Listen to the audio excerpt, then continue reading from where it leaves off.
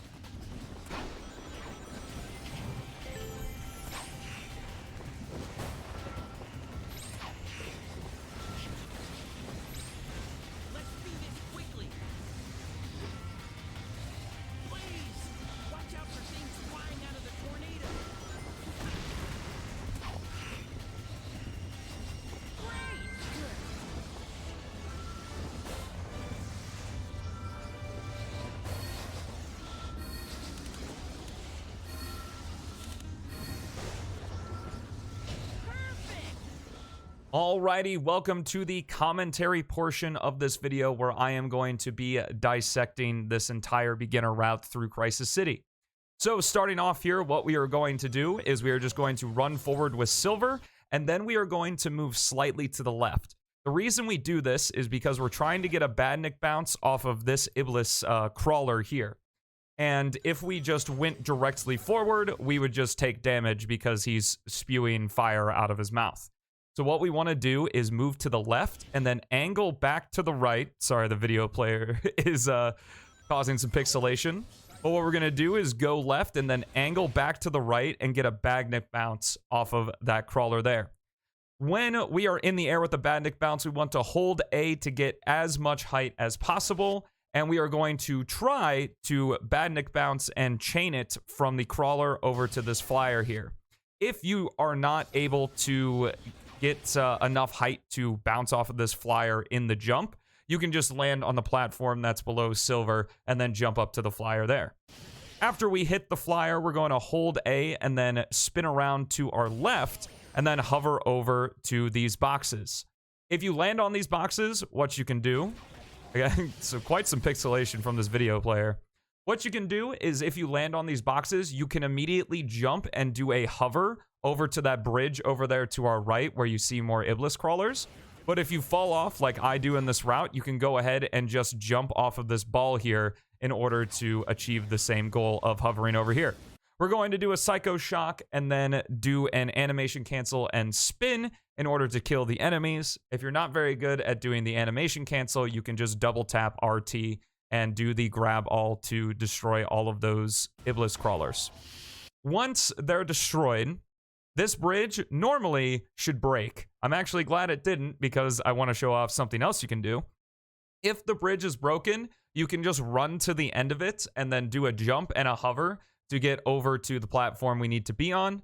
But if it doesn't break, you can go ahead and just jump off of one of those balls. You don't need a slope jump. I get a slope jump here to hover over there, but that's just a backup in case the bridge doesn't break. Moving past the checkpoint here, as the video player freezes, moving past the checkpoint here, we are going to stand in front of these boxes because for some reason, when activating ESP mode sometimes, since the key or the controller bind is D-pad up and RT is also Silver's psychokinesis ability, where he can pick up objects, sometimes when you use ESP to juice up, as I like to call it, you will grab boxes or grab any item with the psychokinesis. This is bad because we want to, while we're boosting, Silver can actually recharge his action gauge, but he can't recharge his action gauge if he's holding an object because that's just how the psychokinesis works. So we want to stand in front of these boxes to almost guarantee that we are not going to grab them when we boost up here. So we're going to juice, and then what we're going to do is do a teleport dash all the way over to this other side. There is an invisible wall there, so you do need to be a little bit farther away from the building than you might think you want to be, and then we're just going to land right there. So one more time, we're just going to, from here, we're going to juice up and then teleport dash, staying a little bit away from that building, and then falling down to the next section here. What we're going to do now is a badnik bounce off the top of this golem. It's pretty simple. You don't even need a multi-bounce like I get here, which is what you can do with big enemies. You can do a badnik bounce more than once and get more height. You can even just do one bounce and you'll get enough height to get over to this rune. We're going to activate this rune and then wait for all the platforms to appear, and then just do some simple platforming in this part. And then when we get to this big rock, we're going to hold forward and then do a slope jump. Now, there isn't any magic to the slope jump. Just hold forward, get some speed, and then jump, and we can avoid that last car. All we have to do now is press RT on this girder, just like this, and we can let go. I believe on controller you can. I think you need to hold it on keyboard, but I'm not 100% sure about that. But you can literally just press the button, and then it'll let the girder go automatically, which is really nice. Landing here, what you can do is we are going to fight the camera in this route. If that's a little bit too difficult for you, what you can do is just take the checkpoint over to where those fireboxes are, because the camera will have already panned at that point. And then you can just hover over and use the Psycho Smash to break this wall here. Take the spring, jump up here, and then we're going to do one more teleport dash as BeatZ teleports in behind us. And just dash straight to this jump panel, which is going to take us into Section 2. Section 2, what we're going to do when we land with Silver is hold forward and automatically switch to BeatZ, and then jump down the hole here. Now, with BeatZ, what we need to do is hit as many dash panels as possible, and then I'm going to use the Dolphin Dive or the Fire Claw, whichever you want to call it, to move as quickly as possible. So instead of jumping, I'm going to be falling off of these ledges and then doing the Dolphin Dive just like that. You can do a single jump here, but a double jump is just a little bit faster. So we dolphin dive and then hit this dash panel through the loop. Then what we're going to do is from these dash panels or jump panels, we are going to hold left while we're in the air, and that's going to influence BeatZ to the left, skipping all of that platforming to the right, and then just do a double jump to get us over to this platform, and then hold Y to have a spinning claw to immediately destroy that worm, unlock that spring, and send us into some automation.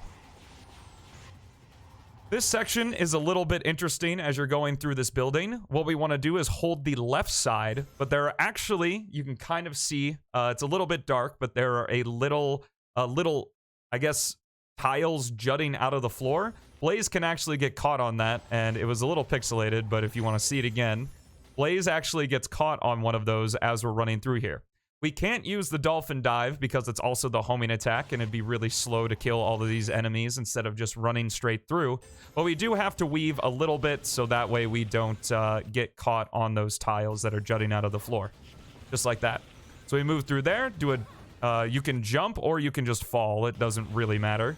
And then do a dolphin dive to go max speed. And then we're just going to jump, dolphin dive. Oh, we don't dolphin dive. So we're just going to jump here, and then we were too close to the Iblis crawler, so we didn't do a dolphin dive. Normally, you would want to jump and do one there. Looks like I didn't in this attempt, but this works just as well. And then once you're homed into the spring, you can just hop on it and end section 2.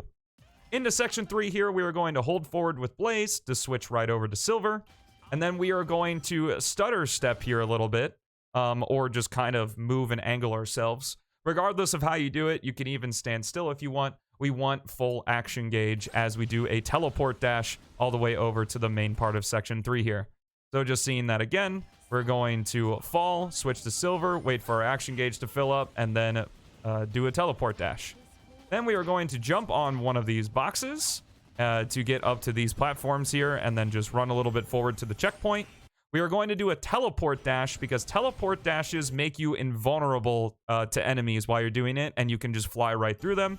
So we do a teleport dash to fly right through that Iblis golem there. And then this girder, you do not need it at all. To be honest, I don't know why it's here. Even in Retail 06, Silver has plenty of action gauge to hover over to this building. I guess they put it there just for funsies.